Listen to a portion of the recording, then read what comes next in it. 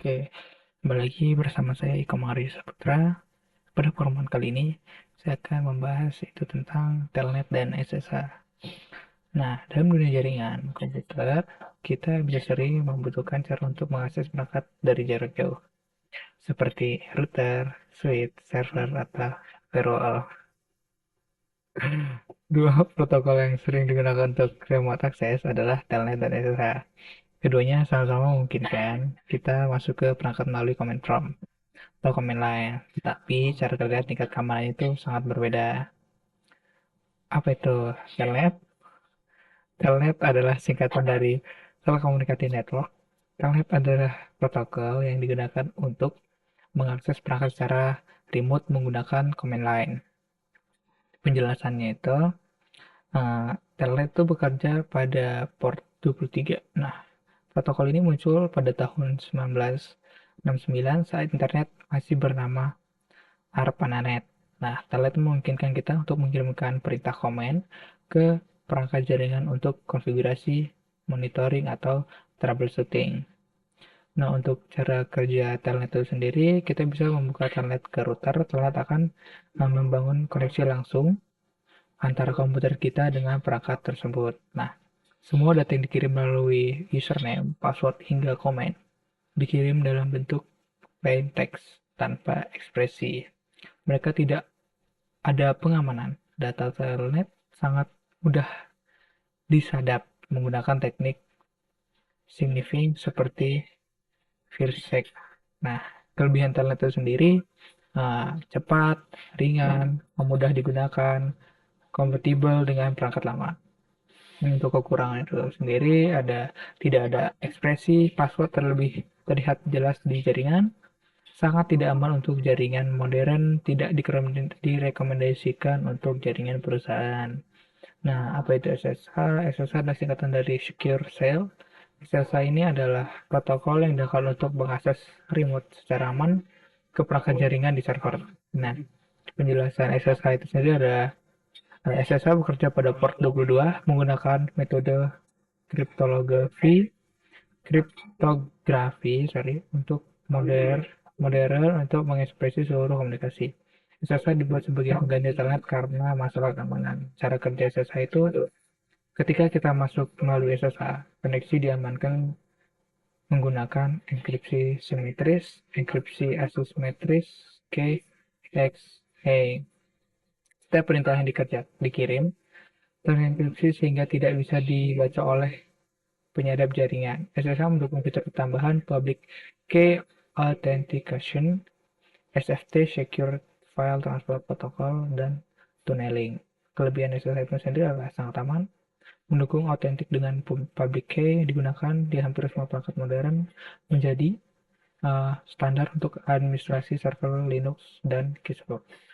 Kekurangan SSH itu sendiri lebih dibandingkan telnet itu keadaan karena ada proses enkripsi, tidak bekerja pada perangkat yang sangat tua. Perbedaan telnet dan SSH itu ada aspek dari aspek keamanan, port yang digunakan, tahun generasi teknologinya, dan penggunaan di dunia nyata. Gitu. Jadi kesimpulannya, telnet dan SSH ini sama-sama digunakan untuk mengakses perangkat secara remote. Berbedanya terletak pada keamanan. Telnet adalah protokol lama yang tidak aman karena mengenkripsi data, sementara SSH adalah protokol modern yang aman dan menjadi tradisi di dunia jaringan saat ini. Karena alasan keamanan, hampir semua perangkat modern dan perusahaan lebih memilih menggunakan SSH dibandingkan telnet. Seperti itu.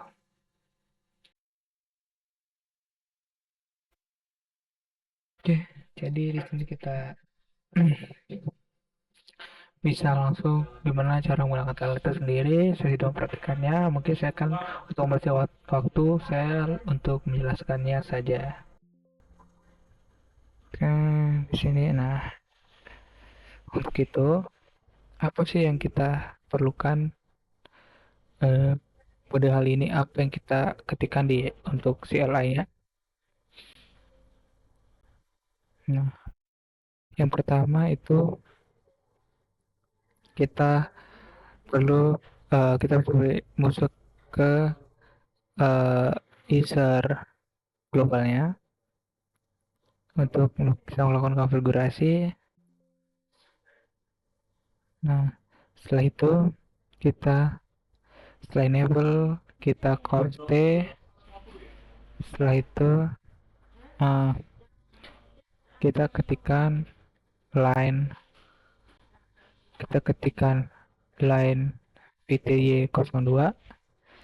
Setelah itu kita buat password untuk line-nya itu dengan password telnet123 untuk loginnya. Dan setelah itu untuk transport input lainnya ini bisa menggunakan telnet, HSS, atau all ini untuk bisa semuanya, bisa LL atau bisa telnet. Setelah itu exit.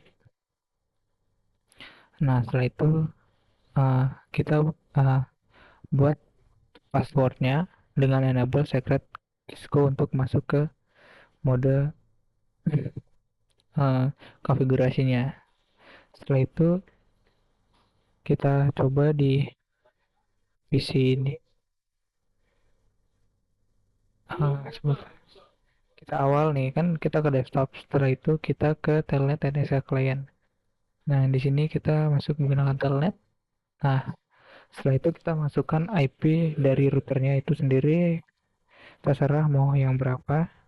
Saya tadi menggunakan 168.10.1. Setelah itu kita connect. Nah, untuk di sini saya sudah membuat username ya. Nah, gimana cara membuat username itu sendiri? Untuk membuat username itu sendiri, kita di sini kita ketikkan lagi ke mode konfigurasi, kita ketik line VT 01, setelah itu login lokal.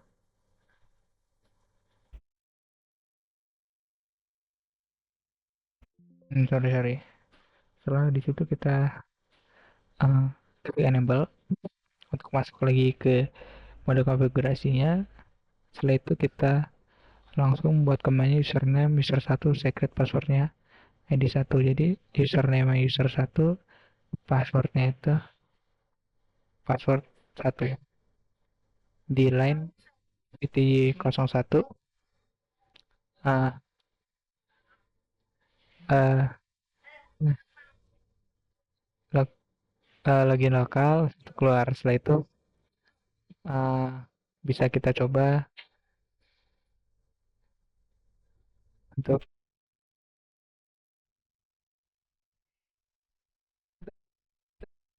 ada ganggu.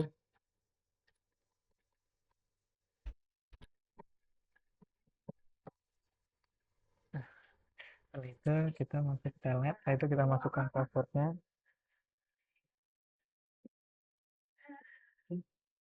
Ini kita connect. Setelah itu masukkan user yang tadi yang pernah kita buat, user 1 dengan passwordnya itu password 1. Nah, valid ya, kita lagi user itu password itu. Nah, di sini kita klik enable. Itu di sini kita masukkan password yang telah kita buat, yaitu dengan mengetikkan Cisco enable secret Cisco tadi, seperti kita klik Cisco. Kita Cisco. Oke, kita sudah masuk di menu apa namanya remote ya. Itu dengan cara ketik kan sudah seperti itu.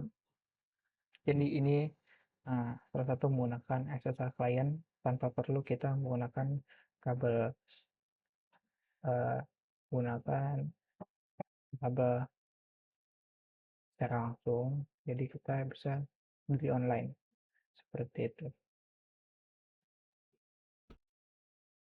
Oke, di sini saya akan memberikan tutorial menggunakan HSS.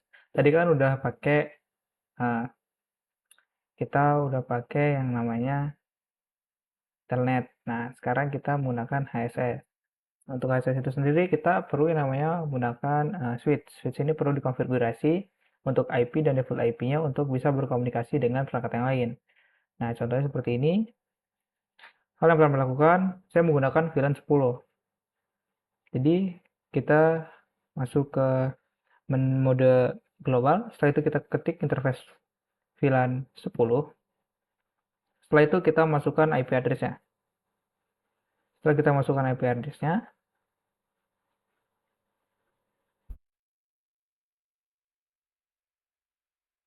akan muncul seperti ini.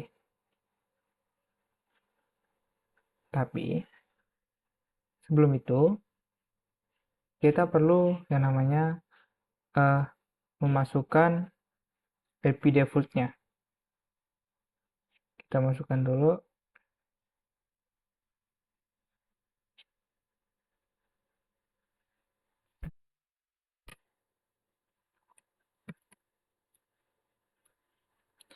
Setelah itu, kita masukkan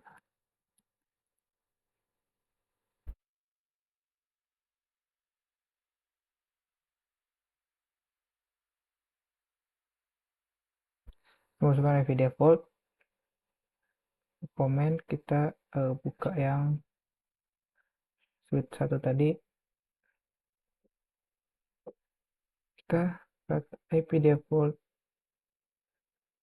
ini kita copy, kita masuk ke switch satunya, kita paste. Oke, seperti itu. Kita masukkan IP default-nya. Setelah itu baru kita yang namanya kita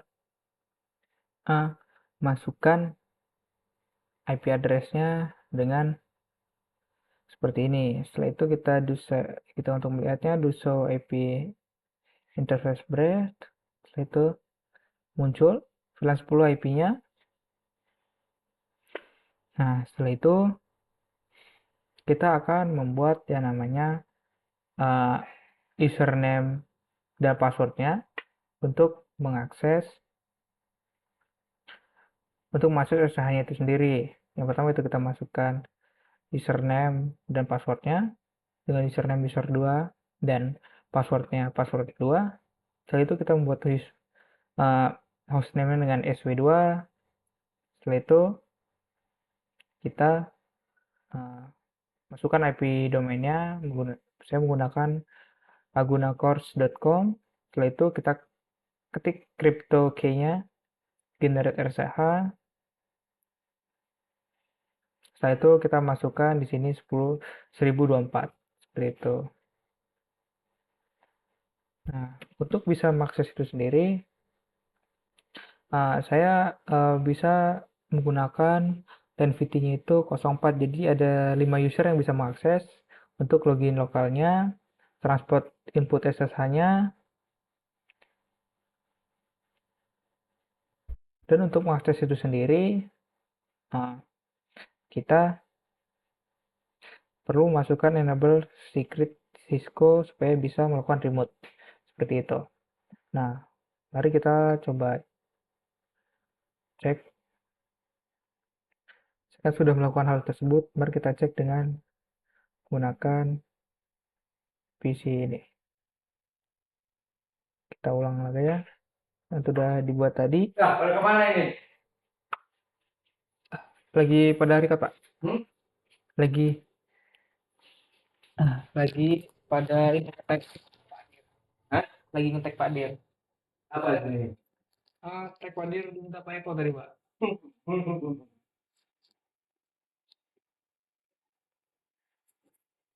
Di sini Pak, lagi buat tugas video soalnya.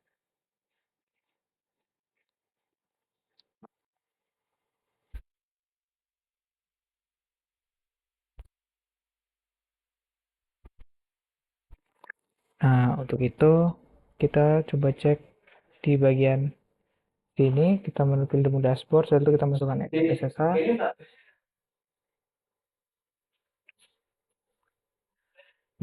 Setelah itu kita masukkan IP address yang tadi, yaitu 192.168.10.31 untuk switch 2. Setelah itu dengan username share 2 kita connect. Password tadi kita sudah buat, yaitu adalah password 2 dengan label passwordnya itu kita udah buat tadi untuk Kisco untuk masuk ke uh, mode ributnya. Nah, saya sudah masuk, kita enable, terus sudah config. Nah, ini sudah berhasil masuk, kita bisa remote ke ASS-nya. Jadi kita uh, perlu lagi yang namanya datang ke lokasi ketika server error. Kita bisa melakukan dari jarak jauh menggunakan SSA dan lebih aman daripada menggunakan telnet. Oke, sekian video dari saya. Terima kasih.